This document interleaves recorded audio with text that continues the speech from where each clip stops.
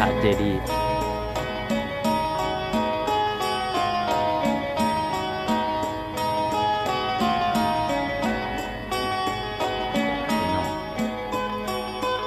นี่ก็เป็นเทื่อที่สองที่บ่าวจันมาสบายดีทุกคนตอนนี้บ่าวจันก็เดินทางมาฮอดสวรรค์เขตเลยเนาะบ่าวจันก็อยู่ที่วัดพระธาตุโพนเนาะทุกคนเนาะเป็นวัดขึ้นชื่อสำหรับแขวงสวรรค์เขตนะทุกคนกายไปกายมาต้องได้มาสักการะบูชาเนาะต้องมาขอพรจากพระธาตุนี่เนาะทุกคนนะพระธาตุโพนบ่าวจันก็เคยมาเทื่อหนึ่งแล้วเนาะแต่ว่าแต่โดนเลยทุกคนแต่บ่าวจันยังน้อยๆเนาะอันนี้ก็บ่าวจันมาเป็นครั้งที่สองบ่าวจันก็จำบ่ได้ปานใดเนาะบรรยากาศเดี๋ยวเอาเข้าไปเบิ่งทางในเลยทุกคนไป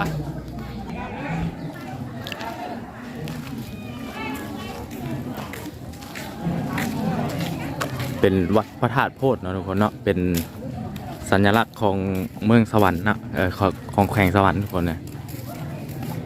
มื้อนี้เป็นมื้อวันหยุดทุกคนเป็นมื้อวันหยุดนี่นะเข้ามาก็จะเห็นมีดอกไม้มีดอกไม้มีขันหมากเบกเนาะทุกคน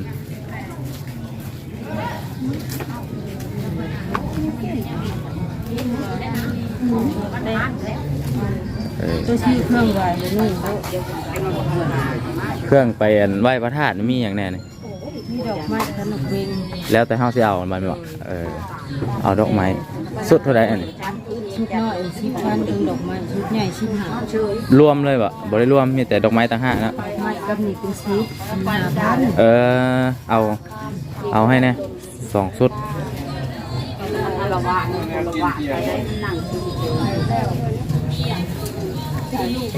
นี่เราทุกคนนี่ก็เป็น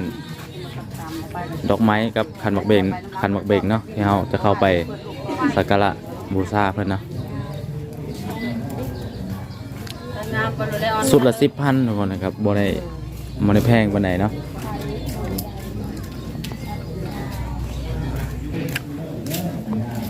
เข้ามาก็จะได้ซื้อดอกไม้กับขันหมากเบงเนาะทุกคนแล้วก็จะเศร้าสิ้นเนาะบ่ได้เศร้าเนาะสิ้นเนาะเพิ่นจะให้ใส่เพราะว่าเข้ามานี่ต้องได้ใส่สิ้นเนาะถ้าเป็นผู้หญิงถือว่าเพิ่นยังเคารพแบบเข่งคัดเนาะทุกคนเนาะว่าเพราะว่ามันเป็นสถานที่ศักดิ์สิทธิ์นะทุกคนบ่าวจันกับบ่าวจักสิไปทางไหนเนาะนี่มีทางเอื้อยตากล้องเพิ่นเนาะหับถ่ายรูปเพิ่นสิพาไปผู้คนก็หลายเนาะทุกคนเนาะบ่ว่าจะเป็นทางพี่น้องทางฝั่งไทยเนาะเขาเจ้าก็มาหลายเนาะมาอยู่นี่มามีการบะเนาะทุกคนเนาะอย่างเงี้ยมีมาบะมาแก้บะก็แล้วแต่เนาะทุกคนทางนั้นเป็นคล้องใหญ่นะเขาเจ้าพากันรูปเนาะ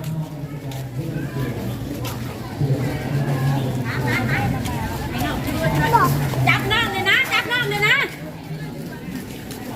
โอ้นี่ทุกคนมันนี่เป็นมื้อวันหยุดเนาะผู้คนก็จะหลายเนาะทุกข้างหลายพอสมควรนะไปเอื้อยนะไปใส่ละพี่อยู่พี่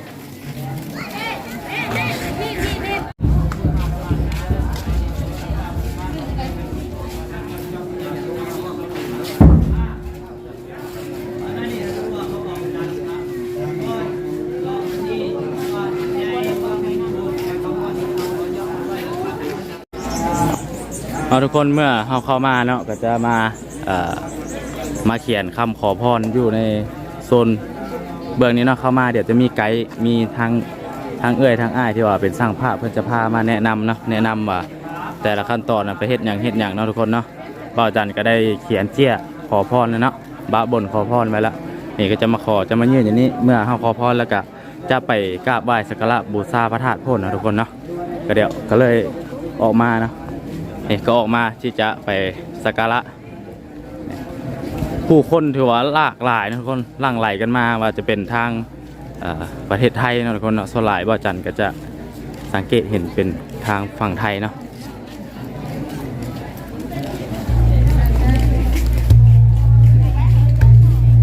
นี่ทุกคนนี่ก็จะเป็นพระธาตุเนาะเป็นพระธาตุเจดีย์พระธาตุโพนทุกคนนะ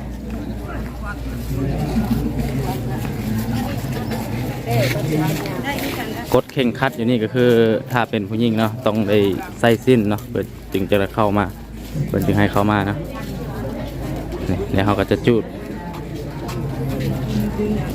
ดธูปเนาะขึ้นไปกราบไหว้อีกเท่านึง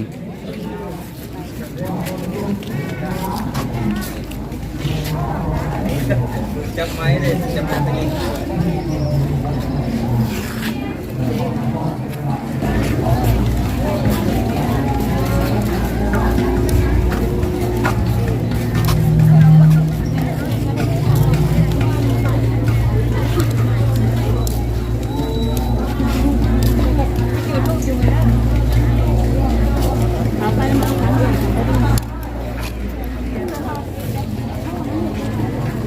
จุดทูบแล้วนะทุกคนนะเดี๋ยวว่าจันก็จะขึ้นไปกราบไหว้นะเปิดเกิบเนาะต้องเปิดเกิบไว้นะทุกคนนะขึ้นมาก็จะย่างอ้อมพระธาตุก่อนเนาะประมาณสัก3 รอบเนาะไม่แน่ใจ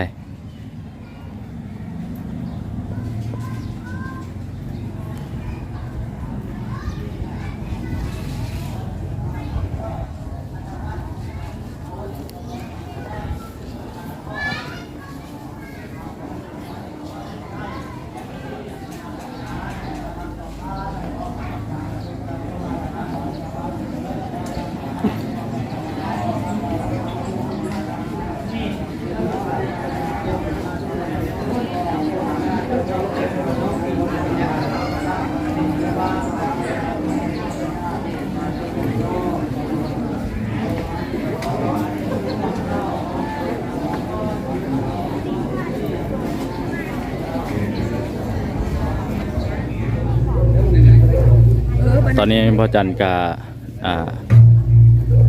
ย่างครบ3 รอบนะทุกคนนะย่างประมาณ3 รอบพ่อจันกับย่างครบแล้วก็จะมาไหว้เนาะทางน้องพ่อจันนะกำลังไหว้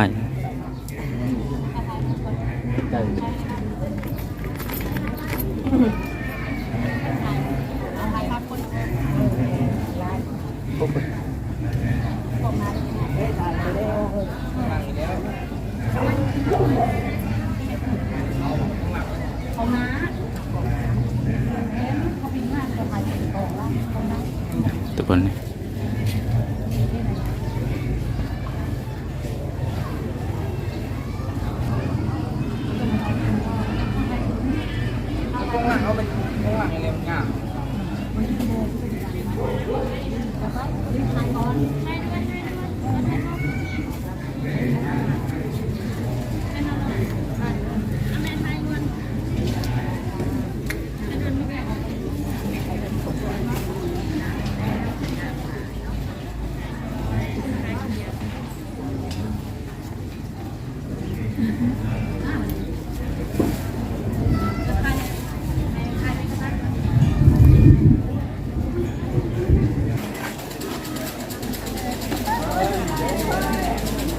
ตอนนี้บ่าวจัน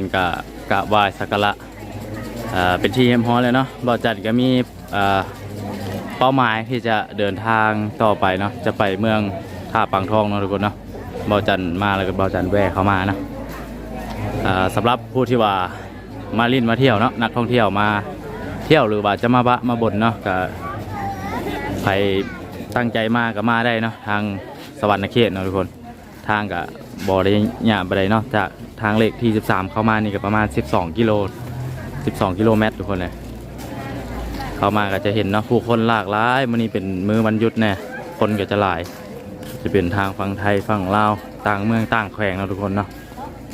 พากันมา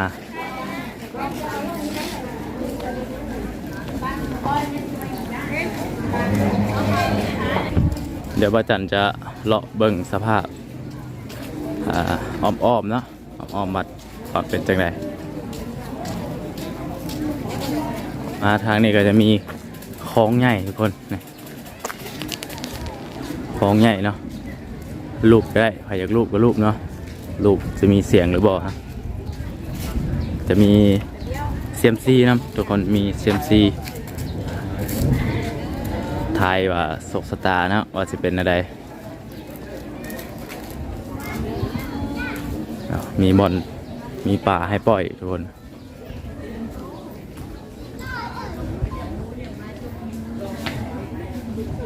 โอ้มาทางนี้จะเป็นหนองเนาะเป็นหนองใหญ่เลย